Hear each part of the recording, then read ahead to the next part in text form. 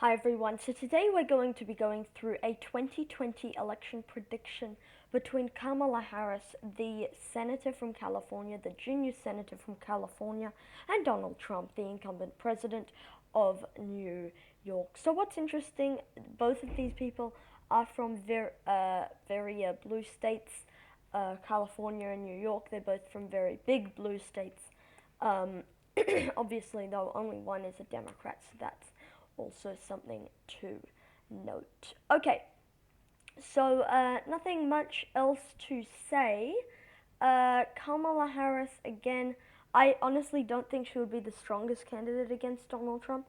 You'll see if she can win.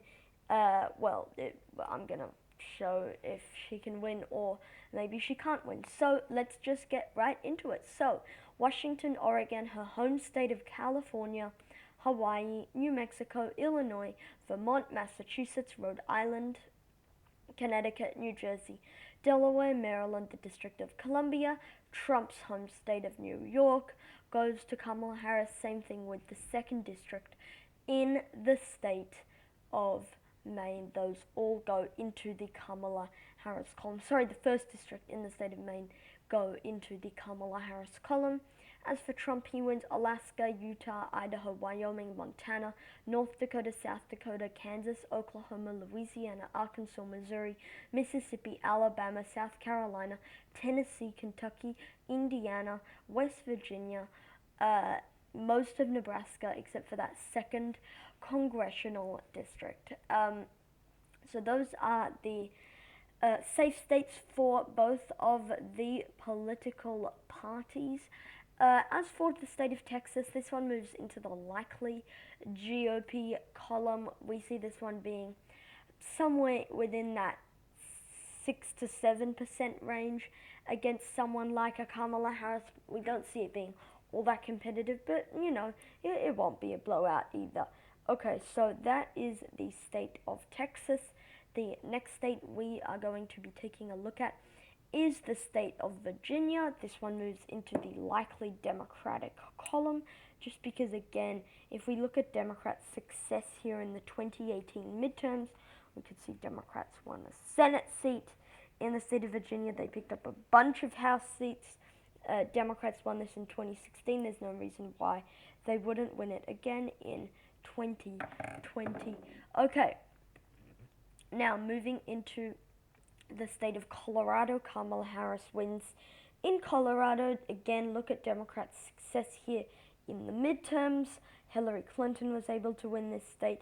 Colorado moves into the likely Democratic column, which means Kamala Harris wins by 5 to 15 percentage points. Okay, in the state of Nevada, this one moves into the leaning Democratic column. I'm not comfortable enough putting it in the likely column yet because they still can have relatively competitive statewide elections. But again, I would give the lean over towards the Democratic Party in the state of Nevada. If we look at the midterms, but not just the midterms, look at 2016 turnout. We could see Democrats did well here. They consistently outperformed their expected polling numbers, which I think is also a pro. So yeah, Nevada moves into the leaning Democratic column. Okay, Arizona, I don't think it's enough though to push Kamala Harris over the line. Yes, her Latino appeal, but I still don't think her African American Latino appeal, but I don't think it's enough to get her over the line in Arizona. It still is a lean red state. So 216 electoral votes for Kamala Harris of California, 174 for Donald Trump of New York. Okay, where can Donald Trump make up some of this ground? I think he can make it up in the South. I mean, with Democrats in the 2018 midterms, they didn't do as well as they would have hoped in the South. They failed to pick up a governor's seat in Georgia. They failed to pick up 2 high-profile Senate seats in Florida. And in North Carolina, there wasn't actually a statewide election there. But again, from 2016 and from 2012, we can see this one's likely going to go over towards the Republican Party in a leaning Republican fashion. Okay. 234 for Donald Trump, 216 for Kamala Harris. Okay, where can Kamala Harris make up some of this ground? I think she can make it up in the Northeast. She'll be able to win Maine at large. She'll be able to win in New Hampshire. I don't think it'll be enough, though, in that 2nd District of Maine and also in the 2nd District of Nebraska while we are at it. Okay, 236 for Donald Trump, 222 for Kamala Harris. 1, 2, 3, 4, 6 states that will decide the presidential election of 2020: Pennsylvania, Ohio, Michigan, Wisconsin, Iowa, and Minnesota.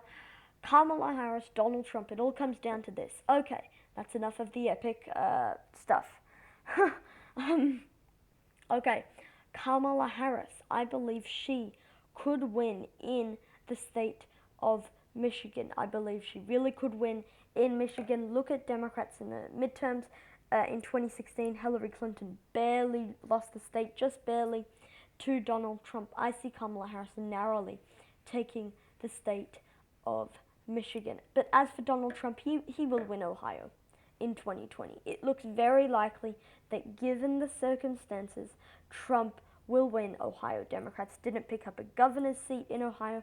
They did worse than expected in a Senate seat in Ohio.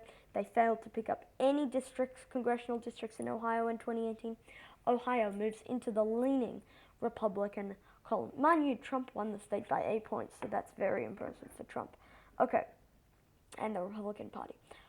Okay, Kamala Harris, she wins in the state of Minnesota. I don't think that's a very difficult thing for her to do. I mean, look at 2018, look at 2016. Democrats held this state in 1984 in Reagan's blowout election against Walter Mondale. Minnesota moves into the leaning Democratic column. But Donald Trump, I think, would win Iowa. I think he stands a strong chance at winning Iowa. I think that, he really could appeal to those voters. I don't think Kamala Harris has that appeal. So, yeah, right now, 260 for Donald J. Trump, 248 for Kamala Harris. I really think that Kamala Harris could eke out Pennsylvania. I think she can eke out Pennsylvania. I think it would be very close, but I think she can eke it out because it's becoming a very Democratic state. Look at the midterms. There are so many data points to go off. Kamala Harris wins in the state of Pennsylvania. But I think it won't be as easy in Wisconsin. So Wisconsin decides the presidential race from here. 268 for Harris, 260 for Trump. It all comes down to Wisconsin. I think this would be the closest state of the whole thing, and I think that it could narrowly go to Donald J. Trump. I think that, with the midterms, it wasn't as a success as Democrats. It was a success, but I think that, Trump won here. Yes, less than 1%. I think he can hang on to just enough of that base to get him over the line. I think Kamala Harris is too similar to Hillary Clinton to win here. And I think that all in all, Trump could just barely get over the hump in Wisconsin. It would be within, 0.1% recounts, but at the end of the day, I think that Trump could narrowly win in the state of Wisconsin. So, Donald Trump at 270 electoral votes, Kamala Harris at 268. Thank you for watching this video. Comment down your suggestions below, and I'll see you all in the next one. Peace.